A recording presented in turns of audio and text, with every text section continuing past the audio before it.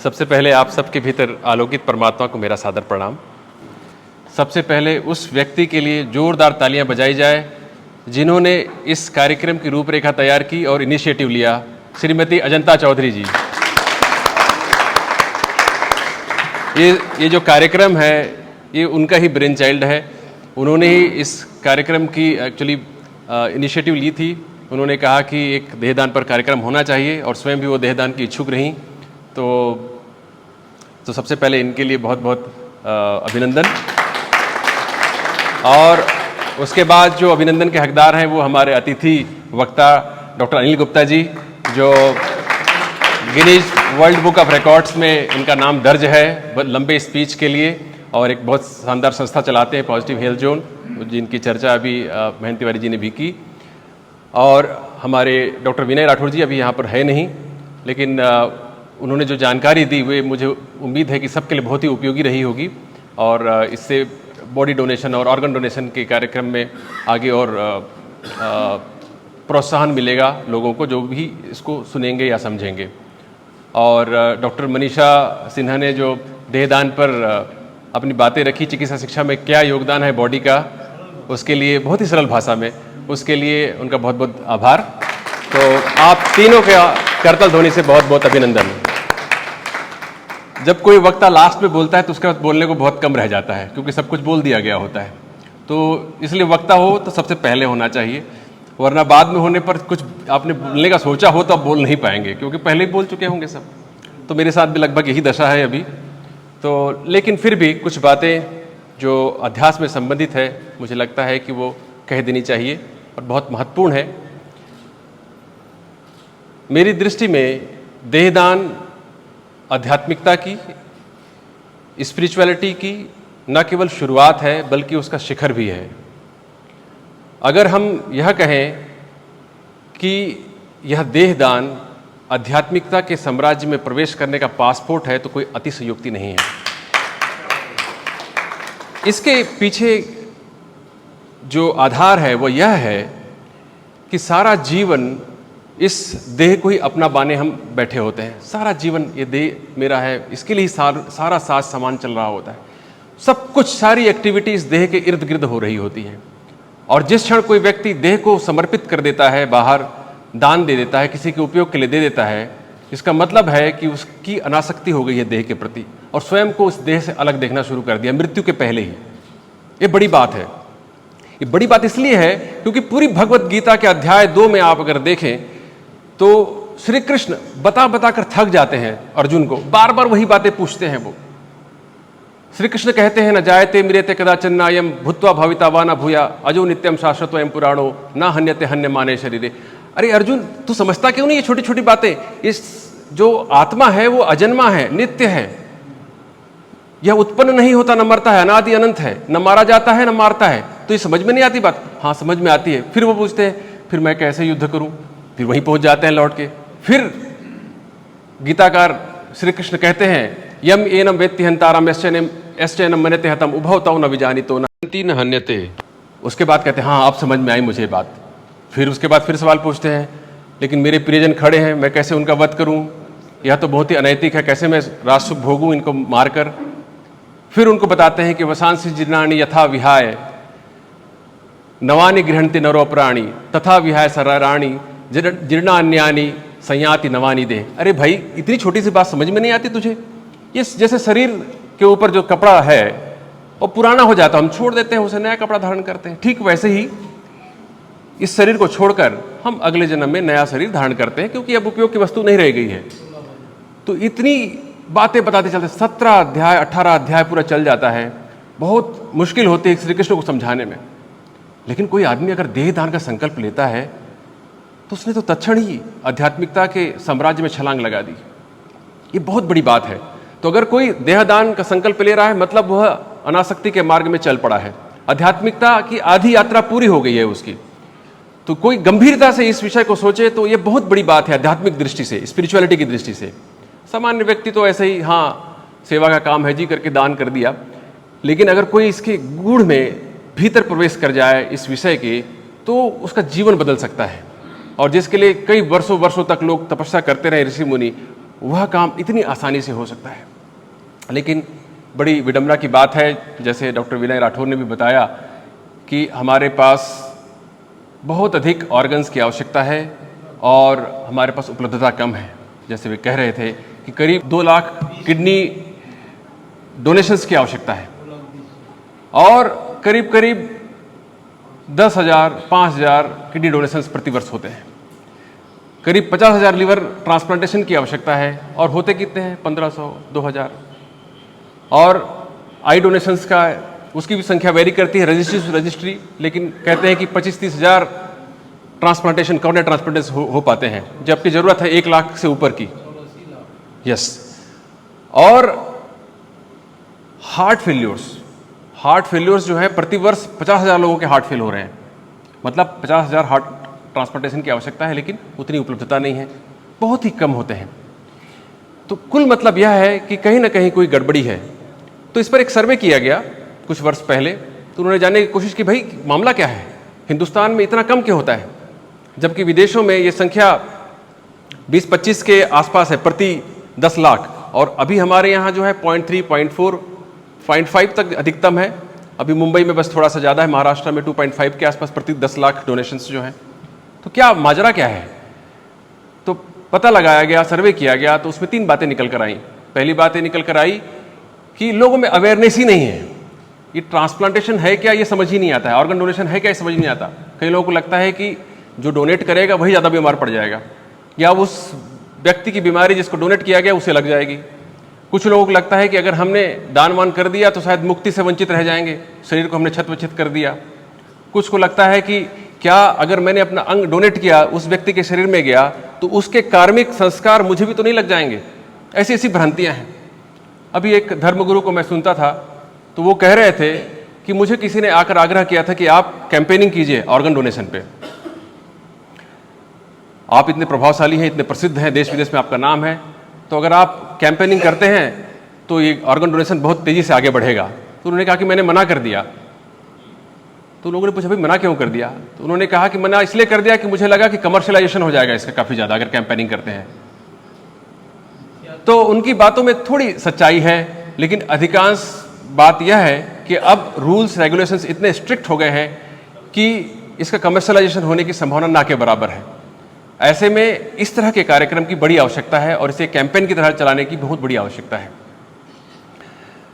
अब इसके बाद लोगों की कुछ दूसरी जो हिचकिचाहट थी वह यह थी कि हिंदुस्तान में हेल्थ केयर इंफ्रास्ट्रक्चर्स अच्छे नहीं हैं और there is lack of faith in the present health care system. जो वर्तमान में हमारे पास जो भी संसाधन उपलब्ध हैं उन पर श्रद्धा कम हो गई है, और आज आए दिन हम देखते भी हैं कि कैसे धीरे धीरे करके जो खाई है डॉक्टर्स और मरीज के बीच बढ़ती चली जाती है। उसके कई कारण हो सकते हैं, लेकिन कारण जो भी हो, इसकी वजह से लोगों का ट्रांसप्लांटेशन की ओर बहुत ज़्यादा झुकाव नहीं हो पाता है। तीसरी जो बात है वह है रिलीजियस बिलीफ्स एंड सुपरस्टिशंस। धार्मिक मान्यताएं बाधा बनती है बहुत सारी, जो हम थोड़ी चर्चा पहले भी किए। लेकिन इसका समाधान ये है, जो मैं कुछ पढ़ रहा था तो उससे निकल कर आता है कि प्रत्येक धर्म ने इसके प्रति सहमति दी है। बुद्धिज्म भी कहता है कि आत्मा अलग है, शरीर अलग है, आप डोनेट कर सकते हैं, कोई दिक्कत नहीं है। क्रिश्चियनिटी कहती है अरे इससे बड़ा प्रेम और करुणा की अभिव्यक्ति कुछ नहीं हो सकती शरीर दान ऑर्गन डोनेशन से बड़ी, क्योंकि हमारे जीसस स्वयं ही अपने शरीर को लोगों के लिए दान कर दिए थे एक तरह से। तो जीसस खुश होंगे आपसे, तो आप दान करिए, तो उनकी तरफ से कोई प्रॉब्लम नहीं है। इस्लाम कहता है, इस्लाम में 2 स्कूल ऑफ थॉट है, कुछ लोग स्वीकृत करते हैं, कुछ लोग मना करते हैं।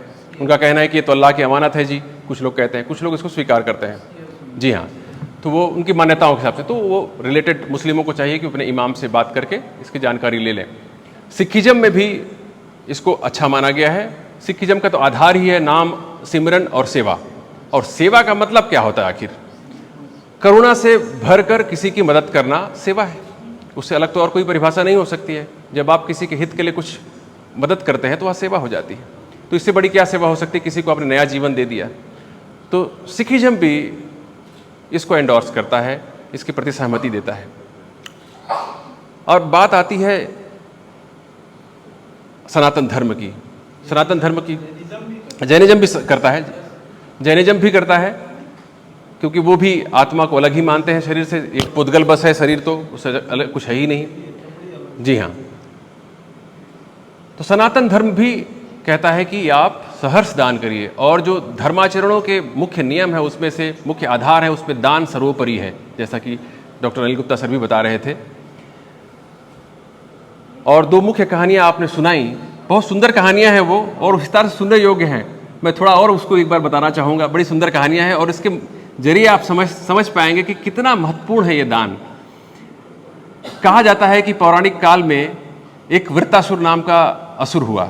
जैसे असुर होते हैं वैसा ही असुर, अभी भी असुर घूमते हैं हमारे आसपास, हमें पता नहीं है, भले मानव स्वरूप में असुर भी हैं। तो वृत्तासुर नाम के असुर हुए, उसने कठोर तपस्या की और इतनी शक्तियां अर्जित कर ली कि अपराजय हो गया, अपराजिता हो गया वो। और उसने सत्ता हासिल करने के लिए इंद्रलोक पर आक्रमण किया, और स्वाभाविक था, पराजित होना था इंद्र को, तो पराजित हो गए और उसने कब्जा कर लिया। और जैसे असुरों की आदत होती है, सडिस्ट होते हैं, दूसरों को दुख पहुंचाकर प्लेजर लेने वाले, फिर पूरे जगत में हाहाकार मच गया। जिसको देखो उसको नुकसान पहुंचाना, अत्याचार करना, त्राही त्राही होने लग गई। लोग व्याकुल हो गए। लोगों ने जाकर इंद्र जी से कहा, इंद्र जी ने कहा मैं ही खुद ही बाहर हूं, मैं क्या मदद करूं। इंद्र जी ने कहा फिर कुछ तो करना पड़ेगा आपको। तो गए ब्रह्मा जी के पास पहुंचे। ब्रह्मा जी बोले वृत्तासुर महातपस्वी, कुछ नहीं कर सकते। विष्णु जी के पास गए। विष्णु जी बोले ना बाबा ना, मेरे बस की बात नहीं है। फिर अंत में जब भोलेनाथ जी के पास पहुंचते हैं सब, भोलेनाथ जी के पास गए तो भोलेनाथ जी कहा मेरे पास भी इसका कोई उपाय नहीं है। तो इंद्र और बाकी देवता ने कहा अरे आपके पास उपाय नहीं तो कहां जाएं, कोई उपाय ही नहीं है।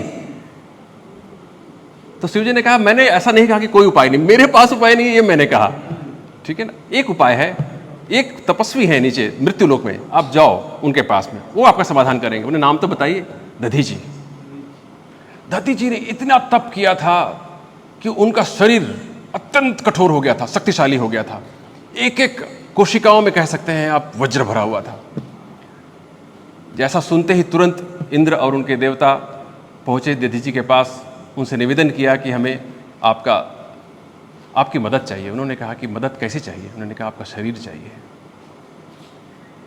जैसा संतों का स्वभाव होता है, उन्होंने सहजता से कहा अगर ये शरीर काम आ जाता है आपके तो इससे बड़ी क्या बात हो सकती है। और सहजता से उन्होंने अपना शरीर तत्क्षण उसी समय इच्छा मृत्यु से शरीर को त्याग दिया और शरीर बिखर गया वहीं पर ही, हड्डियां अलग हो गई। इंद्र ने कहते हैं कि इंद्र ने उस हड्डी से, मुख्य हड्डी से उन्होंने वज्र बनाया और अन्य हड्डियों से बहुत सारे अस्त्र शस्त्र तैयार किए गए। और फिर उन्होंने फिर से एक संग्राम हुआ असुरों के बीच में, और अंत में विजय जो है इंद्र की हुई।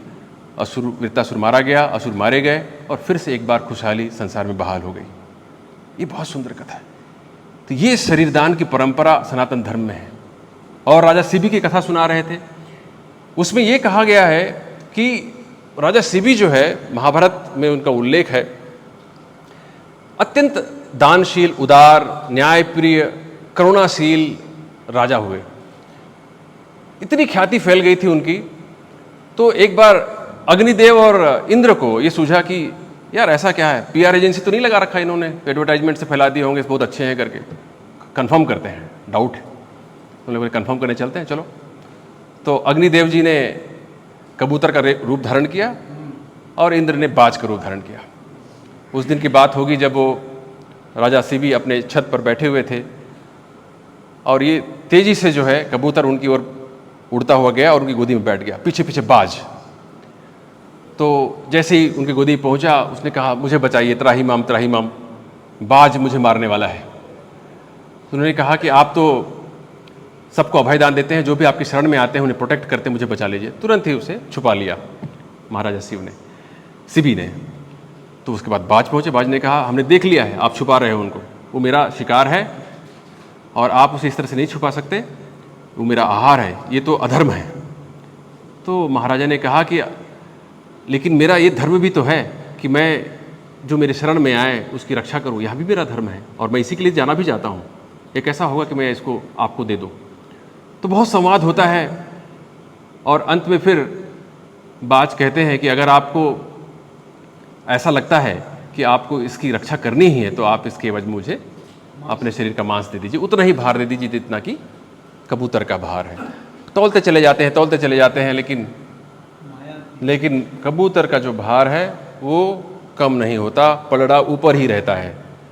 तो अंत में विवश होकर फिर महाराजा शिवी इतने प्रतापी राजा हैं और ऐश्वर्य की पराकाष्ठा में हैं, वो स्वतः बैठ जाते हैं उस पर और कहते हैं कि लो, मेरा शरीर ही हाजिर है तुम्हारे लिए। ये भले कथा होगी, कहानी होगी, लेकिन ये दान करने की जो परंपरा है हमारे सनातन धर्म में रची बसी है। इसको दान नहीं कहेंगे तो किसे दान कहेंगे? इसलिए तो शरीर दान को ऑर्गन डोनेशन को महादान कहा जाता है। तो अगर कोई व्यक्ति अपने प्रियतम से प्रियतम वस्तु का, जो कि हमारा शरीर है, उसका दान करता है तो आध्यात्मिक साम्राज्य में एक लंबी छलांग लगा लेता है वो। और जितनी जल्दी कोई व्यक्ति इस शरीर से अपने को अलग कर पाए, अनासक्त हो पाए, उतनी ही जल्दी उसका आध्यात्मिकता में प्रवेश होता है। तो सार बात यह है कि देहदान न केवल शरीर के स्तर पर लोगों की मदद करता है, ऑर्गन डोनेशन न केवल शरीर के स्तर पर दूसरों की मदद करता है, बल्कि आपको एक अलग ही आध्यात्मिक ऊंचाई पर लेकर जाता है। आप सबको बहुत बहुत शुभकामनाएं इतने शानदार प्रोग्राम के लिए। अजंता चौधरी जी को बहुत बहुत धन्यवाद। फिर से एक बार डॉक्टर अनिल गुप्ता जी को और सारे गणमान्य अतिथियों का बहुत बहुत अभिनंदन। धन्यवाद।